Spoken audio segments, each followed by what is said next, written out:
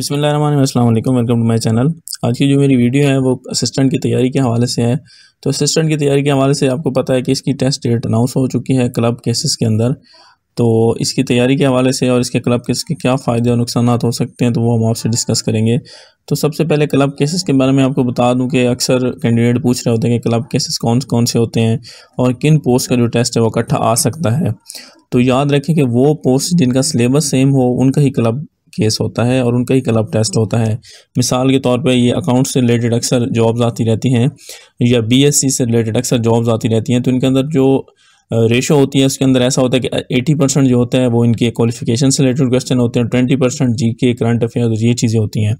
तो अक्सर इनका क्लब केसेस होता है। या अब जैसे असिस्टेंट की पोस्ट है तो इनका 100 मार्क्स का जो पेपर है उसके अंदर जीके करंट अफेयर्स पाक स्टडी इस तरह की चीज़ें हैं। तो दूसरे असिस्टेंट के लिए भी ऐसी चीज़ें हैं जो भी पोस्ट हो, लेकिन उसके लिए ये होता है कि जो स्केल है उसका ज़्यादा डिफरेंस नहीं होना चाहिए। फ़र्ज़ करें जूनियर क्लर्क का भी जो है अमूमन सिलेबस तो सेम ही होता है, लेकिन उसका 11वां स्केल होता है, इनका 16वां स्केल है। तो स्केल के हिसाब से अगर जिसके सिलेबस सेम होगा तो उनका क्लब टेस्ट होगा। नेक्स्ट आप जब भी अप्लाई करेंगे आपने इस चीज़ को ध्यान में रखना है, क्योंकि फिर उन पोस्ट का ये होता है कि टेस्ट वगैरह इकट्ठा हो जाता है। तो अब इन दोनों पोस्ट के हवाले से बात करेंगे तो ये असिस्टेंट SNGND और असिस्टेंट पुलिस, इनके जो कैंडिडेट्स हैं वो तकरीबन एक ही हैं। यानी कि जिसने असिस्टेंट की पोस्ट पे अप्लाई किया है SNGND की, उसी ने असिस्टेंट पुलिस पे अप्लाई किया है। 80 से 90% वही कैंडिडेट हैं। इसके अंदर थोड़ा सा ये कि असिस्टेंट SGND की जो पोस्ट है उस पर नंबर ऑफ़ कैंडिडेट ज़्यादा हैं, 1,11,000 के करीब हैं और उस पर 1,02,000 हैं। लेकिन नंबर ऑफ़ कैंडिडेट्स आप कर लें कि उसके अंदर 80 से 90% वही कैंडिडेट हैं।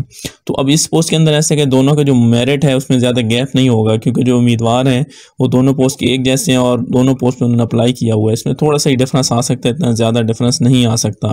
फ़र्ज़ करें कि किसी के टॉप पे जिसके मार्क्स आ रहे हो 85 हों, वो दोनों लिस्ट पे ही टॉप पे होगा अगर उसने दोनों पोस्ट पे अप्लाई किया हुआ है तो इस हवाले। और दूसरा जो इसके टेस्ट के हवाले से अक्सर पूछा जा रहा है कि ये 24 को है या यकम को है, या ऐसा तो नहीं होगा कि मेरा टेस्ट 24 को होगा एक यकम को होगा। तो ऐसा बिल्कुल नहीं होगा। या तो आपका टेस्ट 24 को ही होगा और उस टेस्ट के अंदर आपके दोनों, अगर आपने दोनों पोस्ट पे अप्लाई किया हुआ है तो आपके दोनों टेस्ट ही हो जाएंगे, यानी टेस्ट एक ही होगा और वो क्लब केसेस में आ जाएगा। यानी कि आपने दोनों पोस्ट पे अप्लाई किया हुआ है तो असिस्टेंट SNGND और असिस्टेंट पुलिस आपका जो टेस्ट होगा वो 24 को हो जाएगा। अगर 24 को नहीं होता तो आपको यकम को हो जाएगा।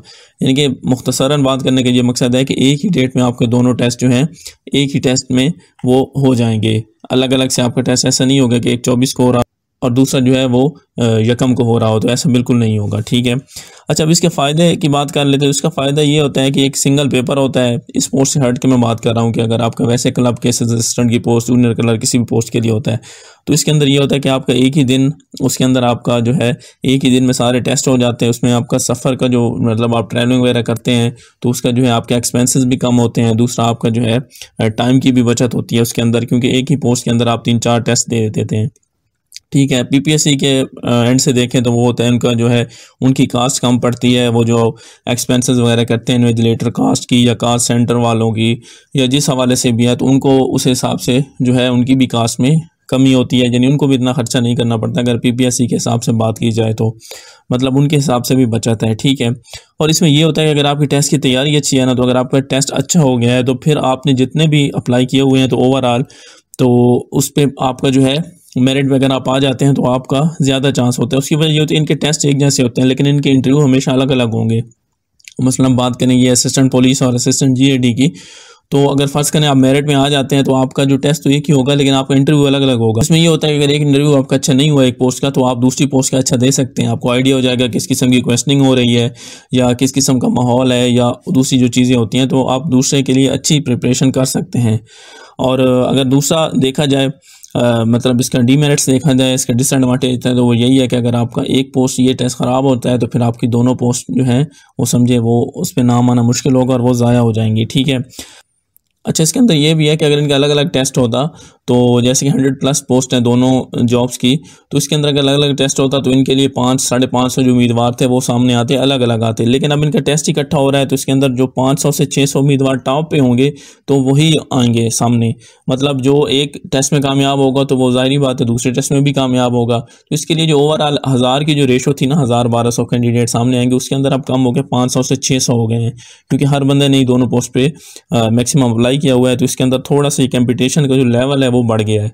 ठीक है। अब 500 से 600 बंदे होंगे, उनके अंदर फिर 100 या जो सिलेक्शन मतलब इनकी नंबर ऑफ सीट्स हैं 102 या जो भी, उसके बाद उनकी भर्ती होगी। ठीक है। अच्छा, इसके बाद इसका एक और डिसएडवांटेज ये है कि अगर किसी वजह से पेपर उससे ना दिया जा सके, मिसाल के तौर पे अगर आपने जूनियर क्लर्क पे अप्लाई किया हुआ है या इसी पोस्ट की बात कर लें या किसी भी पोस्ट की बात कर लें, तो आप 4-5 पोस्टों पे आपने अप्लाई किया हुआ है, आपका टेस्ट एक ही दिन आ गया है, तो किसी वजह से आप वो टेस्ट नहीं दे सकते किसी मजबूरी की वजह से, तो फिर आपके जो सारे पैसे भी ज़ाया हो जाएंगे जो आपने फ़ीस की मद में अदा किए हैं। दूसरा, आप मतलब नाअहल भी हो जाएंगे सारी पोस्ट के लिए। ज़ाहिर बात है, जब आप टेस्ट नहीं देंगे तो सब में फेल हो जाएंगे, तो ये इसका सबसे बड़ा डिमेरिट्स है। तो इसके अलावा इसकी तैयारी के हवाले से जो मेरे पास पेपर हैं या इनका जो काम क्या है, इनका स्ट्रक्चर जॉब का क्या है, ये सारी चीज़ें की डिटेल मेरे चैनल पे अलग अलग वीडियो की सूरत में मौजूद है। आप मेरे चैनल पे देखें तो आपको पास पेपर भी मिल जाएंगे। असिस्टेंट पुलिस के मैंने अलग से अप्लाई किए हुए हैं, और इसके अलावा जितनी भी मालूमात है आपको मेरे चैनल से इंशाल्लाह मिल जाएगी। मज़ीद इसके अलावा भी आपका क्वेश्चन हो तो आप कमेंट करके पूछ सकते हैं। वीडियो आपको अच्छी लगी हो तो उसको लाइक कीजिएगा, चैनल को सब्सक्राइब कीजिएगा। थैंक यू, अल्लाह हाफिज़।